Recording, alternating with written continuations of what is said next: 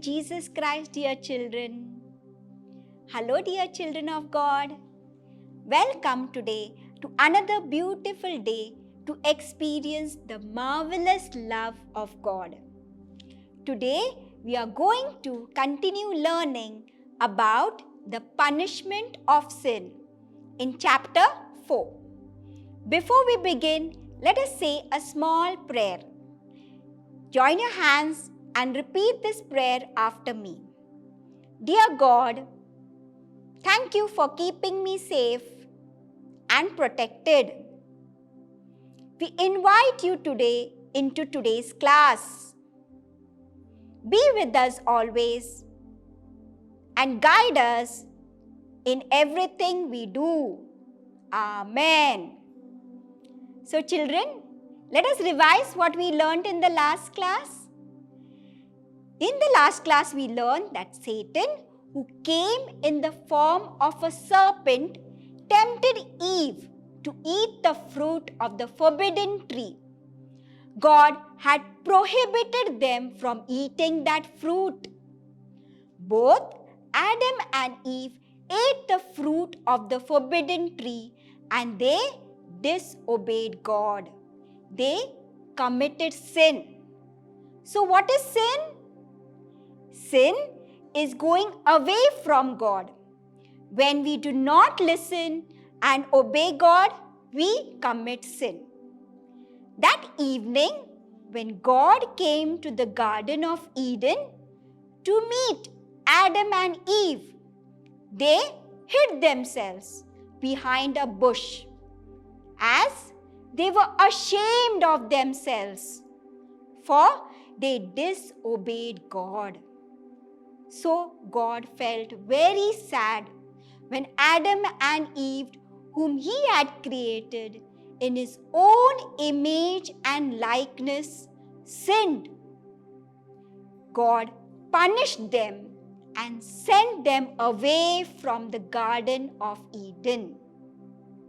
Our first parents thus drifted away from God because of their sin. Why? Because of their sin. So children, what did we learn from this? We learned that sin always takes us away from our God, and sin takes our happiness also away. So children, now let's continue with the lesson. Have you been punished by your parents? Have you ever been punished by your parents, children? Most of us have been punished by our parents. You are punished when you do something wrong. When your parents punish you, what happens? It is not because they dislike you, but because they do not want you to do any wrong thing, and especially they do not want you to repeat the same wrong or same mistakes again. So children, even though they punish you, they still love you a lot. Similarly, children, God also punishes us when we commit sin. But He still loves us immensely because we are His dearest loving children. He loves us very much. All He wants us to is to feel sorry for our bad behavior and disobedience. And God wants us to say sorry to Him during our prayers, our rosary time or personal prayers. Then He will be happy that we are good children again, and He comes close to us again. God loved Adam and Eve very dearly. So, even if they committed sin, He was merciful towards them. God felt sorry for Adam and Eve. He promised them that He will send them a Savior, someone who will come to save them from sin. He will send a Savior. So much is God's love towards us towards you and towards me, that He wanted to save and protect His creation, even if they have done wrong. So much God loves us, no? Let us now learn a Bible verse. My Heavenly Father does not like any of these little ones to be lost. It is in Matthew chapter 18, verse 14. And this verse tells us that God loves each and every one that He has created, and that He won't let anyone be destroyed. So children, let us recite the verse once more. Repeat the verse after me. My Heavenly Father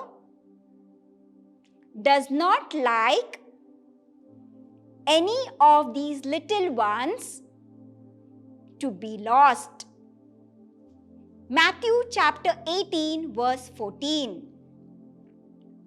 So children, when we do something wrong, it makes our Lord sad.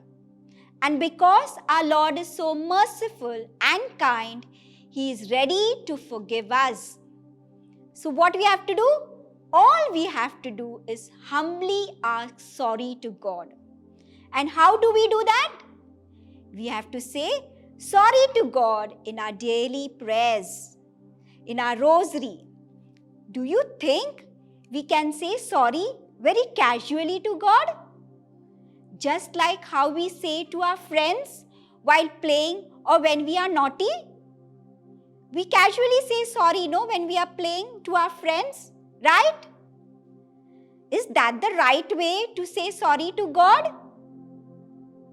No, not at all. When we say sorry to God, we have to be sincere in our heart. We have to be sincere from our heart. It must come from our heart. We must feel that we have done something wrong. We must feel that we must not repeat the wrong done again, and repent with a sincere heart. With a sincere feeling, we must say sorry to God. Then He knows that you want to be good children again and not commit sin again. Then God comes closer to us and blesses us. He comes more closer to us. So let us always thank God for His merciful love towards, for being merciful towards. What does that mean? What merciful means, children? Merciful means God accepts our sorry. He is kind and He forgives us. So can we learn a meaningful song? Just like a child who trusts his father dear, one who delights to feel His presence near. Just like a child whose mind has not a doubt, and whose heart is never proud. Here I come, O Lord. Here I come just like a child.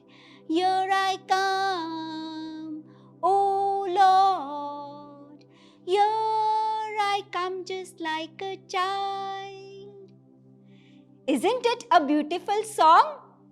Come on, children, let's repeat one more time. This time, put in all your energy and sing aloud and praise our God. Just like a child who trusts his father dear, and who delights to feel His presence near. Just like a child whose mind has not a doubt, and whose heart is never proud. Here I come, O Lord. Here I come just like a child. Here I come, O Lord. Here I come just like a child. That was excellent. Very good. You did it very well. Children, it's time that we make a decision today. What decision we'll make? I will not offend God by sin. Can we say it again?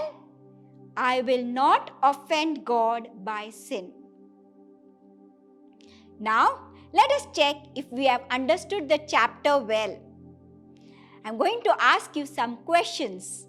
Let's see whether you can answer those questions. So, are you ready? Great. So, the first question. Why did Adam and Eve hide when they heard the footsteps of God?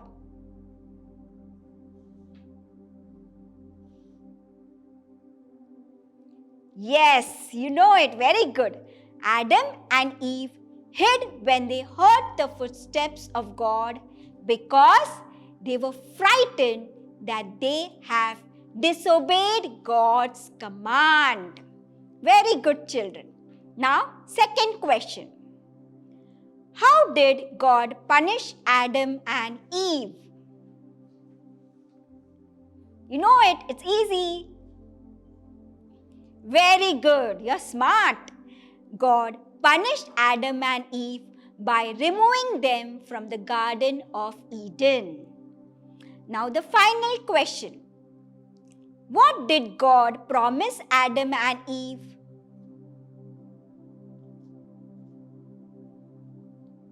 Very good. God promised Adam and Eve that He will send a Savior who would save them from sin. Yes, God promised Adam and Eve that He will send a Savior who would save them from sin. Now, it's time for another fun activity. You like activity, no, children? So, let's do activity now. Draw a flower with 5 petals and a circle in the center.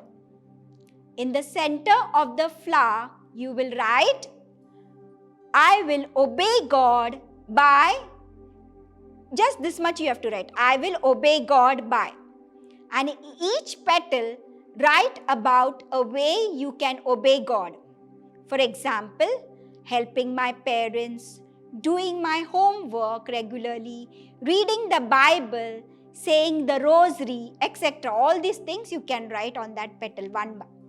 Once you have written these values, color the flower and decorate it in a creative way.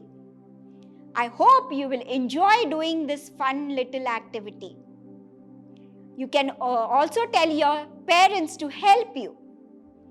Okay, children? So let's conclude our class by looking at what we learnt today.